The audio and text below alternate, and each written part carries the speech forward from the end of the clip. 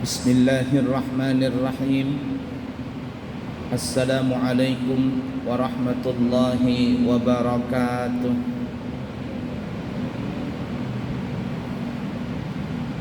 Alhamdulillahi rabbil alamin.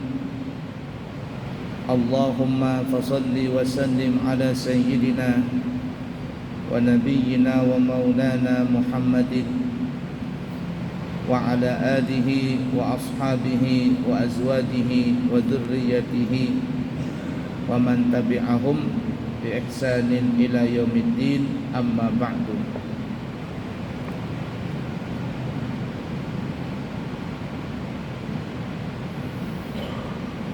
Marilah kita lanjutkan pelajaran kita di dalam kitab Qisasul Anbiya yang dikarang oleh Al-Imam Ibnu Katsir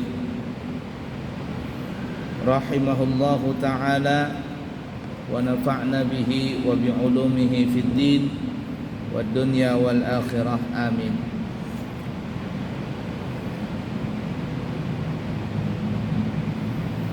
Kemudian kita lanjutkan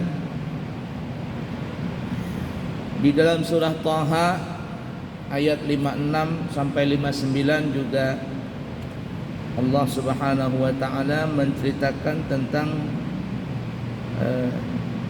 kisah daripada Nabi Musa yang berdialog dengan Fir'aun.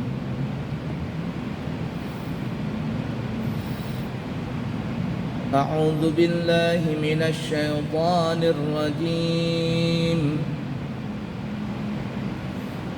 Bismillahirrahmanirrahim. Walaqad arainahu ayatina kullaha fakadzdzaba wa aba.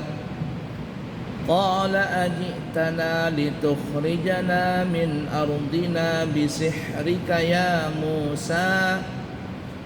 Falana'tiyannaka bisihrin مثله فاجعل بيننا وبينك موعدا لا نخلفه نحن ولا أنت مكانا سوى قال موعدكم يوم الزينة وأن يحشر الناس ضحى. Dan sesungguhnya kami telah perlihatkan kepada Fir'aun tanda-tanda kekuasaan kami semuanya, maka ia Fir'aun mendustakan dan enggan untuk menerima kebenaran. Berkatalah Fir'aun, adakah engkau datang kepada kami untuk mengusir kami dari negeri kami ini dengan sihirmu, wahai Musa? Dan kami pun pasti akan mendatangkan pula kepadamu sihir semacam itu. Maka buatlah suatu waktu untuk pertemuan antara kami dan kamu, dan kami tidak akan menyalahinya, dan tidak pula kamu di suatu tempat yang pertengahan letaknya. Berkata Nabi Musa, waktu untuk pertemuan kami denganmu ialah di hari raya, dan hendaklah dikumpulkan manusia pada waktu matahari sepenggalan naik, yakni di waktu duha.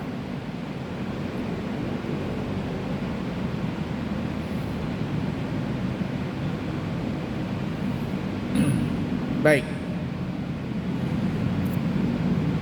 Pada pertemuan yang lalu, setelah Nabi Musa berdakwah dengan Nabi Harun kepada Fir'aun untuk mengajak Fir'aun beriman, lalu Fir'aun menantang, wahai Musa, kalau engkau memang Nabi, tunjukkanlah apa tanda engkau seorang Nabi. Maka Nabi Musa melemparkan tongkatnya lalu berubah menjadi ular yang pernah kita sebutkan ceritanya. Kemudian Nabi Musa pun memasukkan tangannya ke dalam, ada yang mengatakan kerah leher, ada yang mengatakan ke dalam kantong, kemudian mengeluarkan telapak tangannya, maka bercahayalah tangan Nabi Musa tadi. Sampai akhirnya Fir'aun pun tidak mau beriman dengan cerita yang pernah kita sebutkan itu. Malahan Fir'aun nantang setelah melihat mukjizat daripada Nabi Musa. Fir'aun berkata, kalau bahasa kitanya ya, "Hai Musa, kalau engkau memang seperti itu, mempunyai kehebatan bisa menjadikan tongkat menjadi ular," kata Fir'aun, "aku juga punya tukang sihir seperti itu." Karena Fir'aun menyangka Nabi Musa ini tidak lebih daripada tukang sihir atau semisalnya tukang sihir. Kalau cuma tongkat jadi ular, kata Fir'aun, aku juga bisa. Aku punya anak buah, punya dukun-dukun yang bisa seperti itu. Ayo kita duel saja. Kapan kita tanding? Maka Nabi Musa pun menentukan harinya, bagaimana kita duel nanti di hari raya. Ini hari perayaan. Nanti kita sebutkan ada satu hari perayaan di waktu itu, berkumpullah seluruh manusia nanti. Nah, perjanjian sudah disepakati, kemudian sudah tanda tangan MOU dan semuanya sepakat, maka tunggu tanggal mainnya.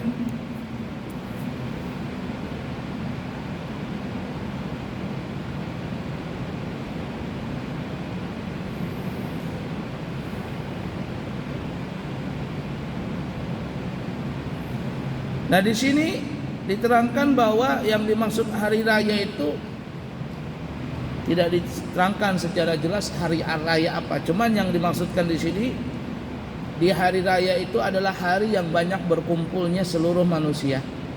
Ya mungkin festival lah ya. Ada festival apa begitu. Ya, kalau kita kan 17 Agustus hari raya festival 17 Agustus, kumpul semua manusia, ada pawai. Di situ kita perang tanding. Bahasa kitanya seperti itu tuh.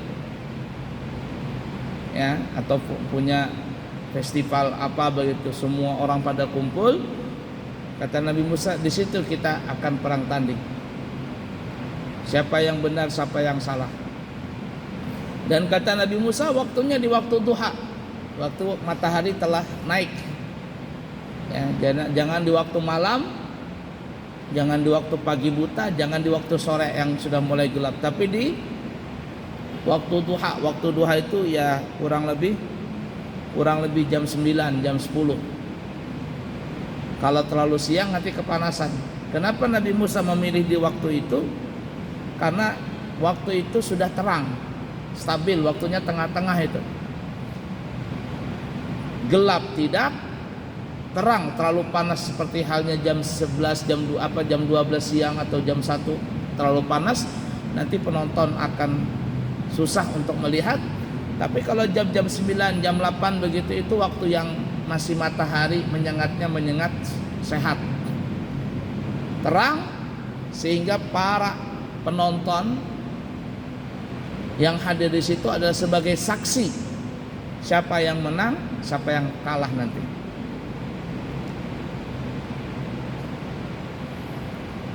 Nah, kemudian sambungan ayatnya Thaha 60 sampai 64. Fatawalla fir'aunu fajama'a kaidahu thumma ata qala lahum Musa wailakum la taftaru 'ala Allahi kadhiba fayushitakum bi'adzab wa qad khaba man iftara فتنازعوا أمرهم بينهم وأسروا النجوى قالوا إن هذان لساحران يريدان أن يخرجاكم من أرضكم بسحرهما ويذهبا بطريقتكم المثلى فأجمعوا كيدكم ثم أتوا صفا وقد أفلح اليوم من استعلى. Maka Fir'aun meninggalkan tempat itu, lalu mengatur tipu dayanya. Kemudian dia datang, berkata Musa kepada mereka, celakalah kalian, janganlah kalian mengada-ada kedustaan terhadap Allah, maka Dia Allah nanti akan membinasakan kalian dengan siksa. Dan sesungguhnya telah merugi orang yang mengada-adakan kedustaan, maka mereka berbantah-bantahan tentang urusan mereka di antara mereka, dan mereka merahasiakan percakapan mereka.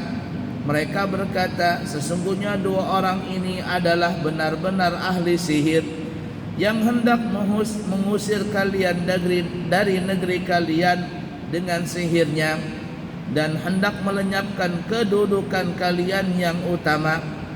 Maka himpunkanlah segala daya sihir yang kalian punya. Kemudian datanglah dengan berbaris, dan sesungguhnya beruntunglah orang yang menang pada hari itu. Jadi Firaun ini mau bikin tipu daya. Bagaimana tipu daya Firaun itu? Dia mau bahasa itu, mengingkari janji perjanjian itu.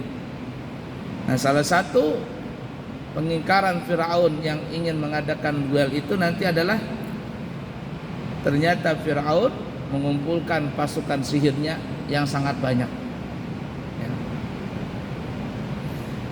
Nah, dikatakan Fir'aun mengumpulkan semua ahli sihir yang ada di negerinya. Semua negeri yang di bawah kekuasaan Fir'aun di negara Mesir itu dia cari. Dia kerahkan seluruh ajudannya, seluruh tentaranya, cari tukang sihir sampai ke pelosok-pelosok, sampai di gunung-gunung, sampai di dalam goa, cari yang ahli-ahli. Maka dikumpulkan semuanya itu. Pada waktu itu Mesir merupakan negeri yang banyak mempunyai ahli sihir. Zaman dulu itu Mesir paling banyak ahli sihirnya.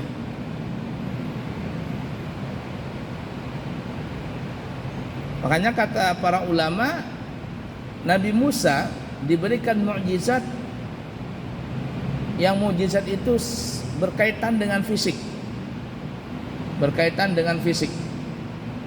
Nabi Musa kalau marah dikatakan bulu badannya ini akan kayak landak, lancip lalu menembus dia punya baju. Kekuatan Nabi Musa itu 10 kali lipat daripada kekuatan orang pada saat itu yang paling kuat. Jadi siapa yang paling kuat di negeri itu? Nabi Musa 10 kali lipatnya kekuatan mereka itu. Kemudian ditambah dengan tongkat yang bisa menjadi ular, membelah lautan dan sebagainya yang kita sebutkan kemarin ya, ada belalang, kemudian ada kodok, ada kutu dan sebagainya, ada darah. Itu semuanya adalah untuk melawan ahli sihir. Dan mereka sebenarnya sadar, tukang sihir Firaun itu sadar bahwa ini yang dikerjakan oleh Nabi Musa itu bukan sihir, tapi memang mukjizat dari Allah Ta'ala. Kenapa? Karena kalau sihir pasti Nabi Musa kalah. Kalau memang itu sihir pasti kalah. Tapi kalau mukjizat, siapa yang bisa mengalahkan kepunyaan Allah Ta'ala? Sihir itu dibantu oleh syaitan. Tapi kalau mukjizat langsung bantuan dari Allah Ta'ala. Nah, mereka sadar bahwa itu adalah memang mukjizat.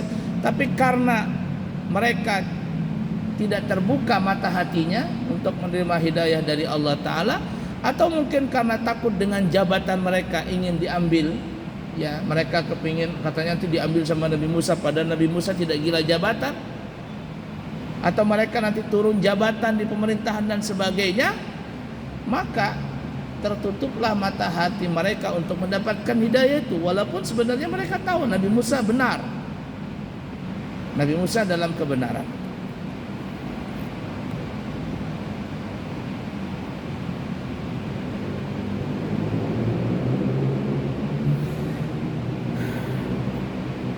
Coba bayangkan, Nabi Musa berdua dengan Nabi Harun, dan yang paling dominan di dalam masalah ini adalah Nabi Musa melawan Firaun dan bala tentaranya. Nabi Musa. Nabi Harun kita tidak mengenal, tidak tahu apakah Nabi Harun punya mukjizat. Tapi Nabi Musa banyak sekali mukjizat. Nabi Harun wallahu alam apakah ada nanti mukjizatnya? Cuman sampai sekarang saya belum pernah mendengar mukjizat Nabi Harun. Tapi Nabi Musa banyak.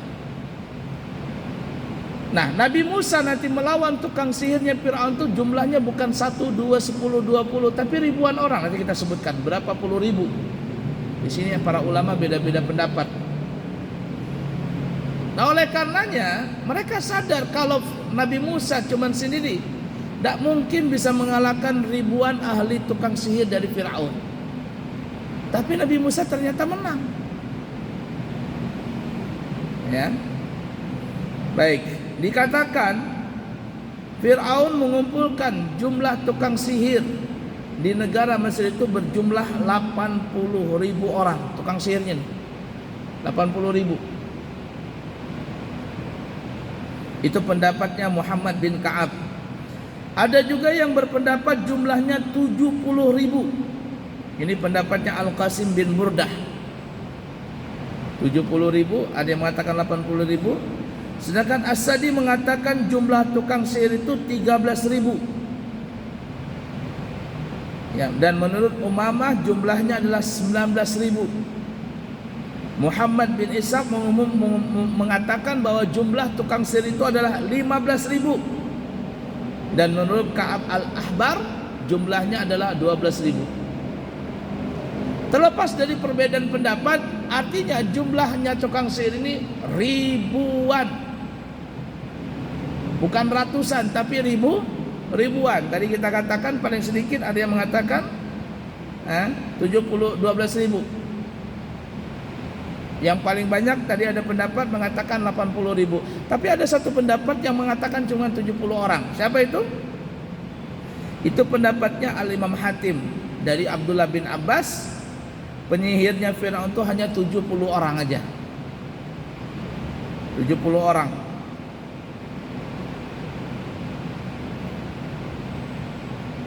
Tapi menurut orang-orang Israel, kisah Israiliyat cuma 40 orang saja tukang sihir.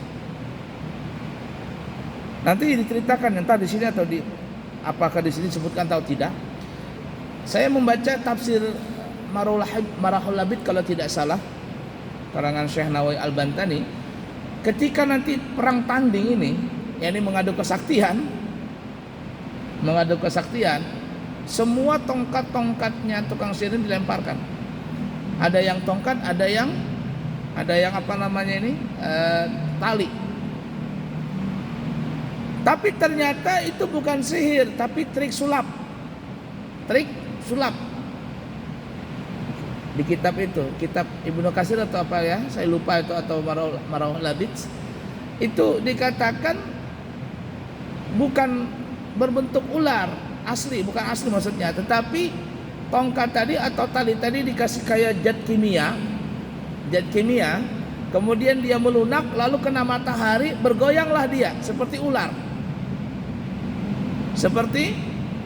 tadi. Yang nonton pada saat itu ribuan, manusianya ribuan. Karena ya ibarat kata di lapangan besar atau kayak apa ya? Kalau zaman dulu, kalau sekarang ini kayak dom gitu ya, kayak apa stadion begitu. Kalau zaman dulu kan ada tempat orang perang tanding apa kayak stadion begitu. Yang nonton ribuan manusianya. Nabi Musa ketika melihat itu takut juga, namanya manusia, banyaknya ini. Bayangkan kalau sampai 80.000 berarti ada 80.000 ular begitu. Tapi itu cuma sulap mata. Dalam tafsir itu dikatakan ini sulap mata. Itu kayak ada tali atau apa dikasih zat kimia. Kemudian ketika tersinar matahari dia bergoyang. Kayak layaknya ular. Nabi Musa ngeliat kaget itu. Tapi Allah menyuruh lemparkan, wahai Musa, tongkatmu. Maka tongkat itu pun dilemparkan oleh Nabi Musa, kemudian berubah menjadi ular, dan ularnya besar. Dalam kisah Israiliyat yang kita sebutkan kemarin, ketika pertama kali Nabi Musa melemparkan tongkat itu ke depan Fir'aun, ular itu besar sekali. Bagaimana besarnya? Mulutnya menganga, rahang yang di atas Ini rahang yang mulut atas itu sampai ke istana Fir'aun yang paling atas, menara istananya Fir'aun. Rahang yang di bawah itu naruh di lantai, taruh di bumi. Jadi bagaimana besarnya? Kalau ibarat kata istana Fir'aun itu setinggi umpama Masjid At-Taqwa ini sampai ke menaranya, maka seperti itulah mulutnya ular itu, gede sekali, ular raksasa. Dan ularnya ini besar serta gesit. Karena biasanya kalau ular besar nggak gesit kayak ular anaconda begitu, ular sawah, dia lambat karena keberatan badan. Tapi ini enggak, ularnya besar tapi gesit seperti halnya ular yang kecil. Dimakanlah ular-ularnya si tukang sihir Fir'aun ini. Wah, dilalap habis, habis dimakannya. Nah, dikatakan waktu itu manusia karena ngelihat ular Nabi Musa ini besar. Yang kemarin ular ini cuma ditunjukkan oleh Nabi Musa di hadapan Fir'aun, tapi sekarang manusia ngelihat itu ular gedenya bukan main. Mereka takut semua, lari semua, sampai dikatakan banyak yang mati pada saat itu. Karena mati terinjak-injak. Apakah nanti disebutkan di sini, wallahu a'lam. Terinjak-injak karena mereka saling ketakutan, banyak yang mati pada saat itu.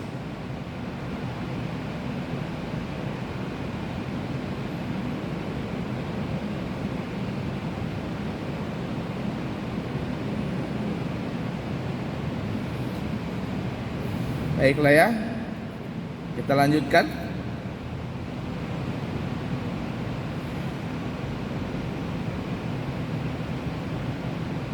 Fir'aun memerintahkan kepada tukang sihir itu untuk menghadiri peristiwa yang sangat langka itu, dan mereka dapat menampakkan, mendemonstrasikan sihir-sihir mereka. Namun mereka berkata, inna amanna bi rabbina liyaghfira lana khatayana wa ma akrahtana alaihi minas sihri wallahu khairu wa abqa. Sesungguhnya kami telah beriman kepada Tuhan kami agar Dia mengampuni kesalahan-kesalahan kami, dan sihir yang telah kamu paksakan kepada kami melakukannya, dan Allah lebih baik pahalanya dan lebih kekal adabnya. Nanti dikatakan ya di sini, di cerita ini sangat panjang ceritanya. Ketika nanti sudah berhadap-hadapan, Nabi Musa cuma dengan Nabi Harun berdua saja. Lah musuhnya ini puluhan ribu. Yang kita katakan tadi sampai ada yang mengatakan 80 ribu tukang sihir semuanya. Mereka berkata kepada Nabi Musa, hai Musa, apakah kami yang melempar duluan ataukah engkau yang melempar duluan? Kamikah yang melempar duluan tongkat-tongkat kami ataukah engkau yang duluan melempar? Lalu Nabi Musa berkata, lemparkanlah tongkat-tongkat kalian duluan. Nanti disebutkan dalam ayatnya seperti itu ya. Nah, kata ulama, akhirnya mereka ini nanti beriman. Jadi tukang sihir tadi yang ada yang mengatakan 12.000, 70.000, 80.000 seterusnya tadi berbeda pendapat. Setelah ular Nabi Musa memakan semua ular-ular mereka tadi yang dikatakan itu sebenarnya bukan ular tapi sulap mata, dimakan sama ular Nabi Musa, maka mereka pun akhirnya sadar. Kata mereka, ini bukan sihir. Nabi Musa ini bukan tukang sihir, tapi dia memang seorang nabi. Maka berimanlah tukang sihir Nabi Musa tadi, yang mereka tadi dipaksa untuk menjadi melawan Nabi Musa dengan sihir mereka, tapi akhirnya mereka sadar ini adalah benar Nabi Musa. Mereka semuanya beriman. Itu yang dikatakan tadi, inna amanna bi rabbina liyaghfira lana khatayana wa ma akrahtana alaih. Kami beriman dengan Tuhan kami. Jadi setelah kejadian itu akhirnya semua tukang sihir tadi masuk Islam. Kami beriman kepada Tuhan kami supaya Allah Tuhan kami mengampuni kami semuanya, dan dengan apa yang engkau wahai Fir'aun telah paksakan kepada kami. Nah, kata ulama, para ulama ahli hikmah mengatakan, kenapa mereka itu bisa beriman? Apa sebabnya tukang sihir tadi setelah melihat kejadian kekalahan mereka itu lalu mereka beriman? Apa sebabnya? Padahal mereka tadi kekeh tidak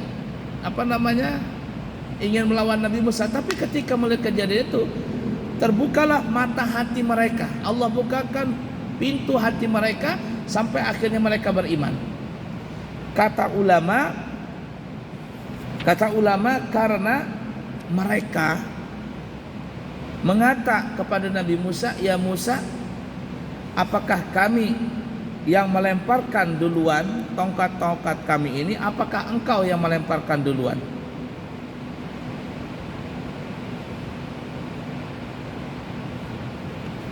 Artinya gini ya, mereka ini punya adab walaupun dalam kelakuan yang tidak baik, tapi berhadapan dengan Nabi Musa, mereka punya adab. "Wahai Nabi Musa, engkaukah yang melemparkan duluan atau kami yang melemparkan duluan?" Artinya mereka punya adab di situ kepada Nabi Musa. Karena adab bagusnya itu meminta izin mereka lebih dahulu. Siapa yang melempar tongkat-tongkat ini, tali-tali ini? Mereka bilang seperti itu. Dengan adabnya kepada Nabi Musa, Allah bukakan pintu hati mereka sehingga mereka beriman kepada Nabi Musa dan akhirnya masuk Islam. Nah, para ulama mengatakan begitu pentingnya adab kepada seorang ulama, begitu pentingnya adab kepada seorang guru, begitu pentingnya adab kepada seorang pendakwah. Karena dengan sebab adab mereka tadi kepada Nabi Musa, Allah bukakan pintu hati mereka. Tapi kalau ada orang tidak punya adab, tertutup mata hati mereka. Itu sama dengan kebalikannya iblis. Iblis itu dilaknat oleh Allah Subhanahu wa taala bukan karena dia menyekutukan Allah. Dia punya ilmu, tapi karena dia tidak beradab dengan Allah Ta'ala. Diperintahkan sama Allah tapi tidak mau sujud kepada Nabi Adam. Belum lagi dia tidak punya adab dengan Nabi Adam. Dia mengatakan, "Ana khairu minhu," kata iblis, "aku lebih baik daripada Nabi Adam." Karena buruk hatinya, buruk sifat akhlaknya kepada Nabi Adam, terutama kepada Allah Ta'ala, maka iblis pun akhirnya laknatullah alaih, dilaknat oleh Allah dan tidak pernah akan masuk surga. Padahal iblis orang alim. Bahkan dikatakan iblis itu pernah menjadi pemimpin para malaikat-malaikat. Pemimpinnya para malaikat waktu itu, di waktu zamannya iblis dulu. Sebelum ada Nabi Adam, sebelum ada manusia. Iblis pemimpin. Tapi karena dia tidak punya adab, semuanya hancur. Nah, oleh karena itu adab ini sangatlah penting sekali. Terutama adab kita kepada ulama-ulama kita, kepada guru-guru kita. Berapa banyak orang yang kualat kepada gurunya. Makanya ada yang mengatakan orang yang sudah kualat dengan gurunya itu tidak ada obat baginya sudah. Kalau dia sudah pernah kualat dengan gurunya dan gurunya tidak meridainya, selesai sudah. Tidak ada obatnya lagi sudah. Jauh harapan untuk bisa dapat hidayah itu. Jadi pentingnya adab itu. Nah, dikatakan, kita kembali tadi, ketika mereka meminta kepada Nabi Musa, berkata kepada Nabi Musa, "Hai Musa, apakah engkau yang melempar duluan ataukah kami?" Maka Nabi Musa pun mempersilahkan mereka untuk melempar duluan. Gara-gara mereka punya adab, akhirnya mereka dapat hidayah. Dan ketika mereka sudah dapat hidayah, mereka punya iman kuat, tidak goyah sama sekali. Dan ketika itu Fir'aun marah, kenapa engkau beriman kepada Nabi Musa?" Maka kata Fir'aun, "Aku akan potong tangan-tangan kalian. Aku akan potong kaki-kaki kalian. Lalu aku salib kalian." Dikatakan waktu itu, Semua tukang sihir itu dipotong tangannya, dipotong kaki-kakinya, lalu disalib, digantung maksudnya di tiang sampai mati, dan mereka tidak bergoyang daripada iman mereka. Kalau tadi ada yang mengatakan 80.000 tukang sihir, 80.000 semuanya dibunuh oleh Firaun tadi. Tapi mereka tidak goyah imannya, karena sudah beriman kepada Allah dan Rasulnya Nabi Musa. Dan itu disebabkan, kata ulama, adalah karena mereka beradab kepada Nabi Musa. Qalu ya Musa imma an nulqiya wa imma an nakuna awwala man alqa. Imma an tulqiya wa imma an nakuna awwala man alqa. Mereka berkata, ya Musa, apakah engkau yang melempar duluan ataukah kami yang melempar duluan?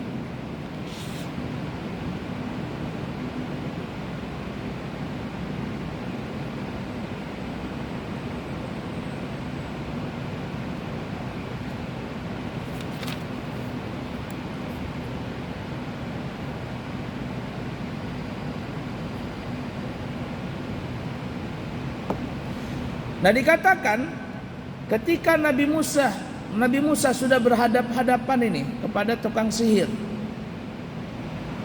sebelum diadakan perang tanding, Nabi Musa itu sempat berdakwah kepada tukang sihir ini.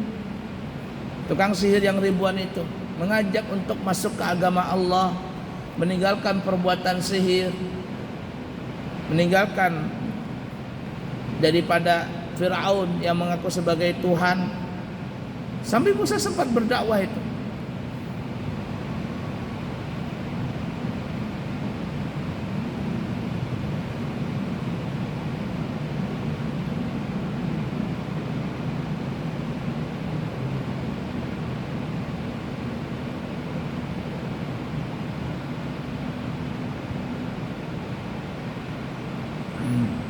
Baiklah ya.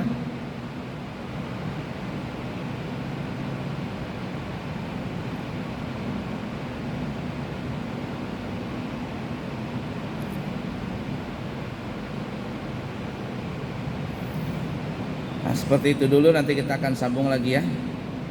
Bagaimana cerita selanjutnya? Seperti nanti ada tambahan lagi. Cuman secara garis umum kita sebutkan seperti itu. Diadakan perang tanding antara Nabi Musa ditemani dengan saudaranya Nabi Harun, berhadapan dengan Firaun dan juga tukang sihirnya. Sebagai saksi menang dan kalah itu adalah para penonton jamaah yang hadir waktu itu. Insyaallah nanti kita sambung lagi. Semoga ada manfaatnya. Insyaallah minggu depan saya akan ke Jakarta menghadiri pertemuan dengan guru kami Habib Umar bin Hafiz di Jakarta. Dan kayaknya minggu depan kami tidak bisa mengisi pengajian. Kemudian insyaallah nanti tanggal 29 kami akan berangkat umrah membawa rombongan. Kepada jamaah yang kepingin berangkat umrah bareng kami, insyaallah mungkin nanti akan ada keberangkatan di bulan Oktober. Kami berangkat nanti Agustus akhir, pulang di pertengahan September. Insyaallah nanti Oktober ada keberangkatan lagi. Siapa tahu ada yang kepingin berangkat umrah bareng kami 9 hari dengan harga 29 juta dari Balikpapan, 12 hari 32 juta dari Balikpapan, 14 hari 36 juta 500 ribu dari Balikpapan, umrah plus terki 32 juta 250 ribu keberangkatan dari Jakarta, dan haji furada dengan harga 195 juta. Siapa tahu ada yang berminat, maka segera mendaftar agar kita bisa mempersiapkan segala dokumentasi dan lain sebagainya. Kiranya cukup sekian, semoga ada manfaatnya. Subhanakallahumma wa bihamdika asyhadu an la ilaha illa anta astaghfiruka wa atubu ilaik. Wa akhiru kalam, wassalamu alaikum warahmatullahi wabarakatuh.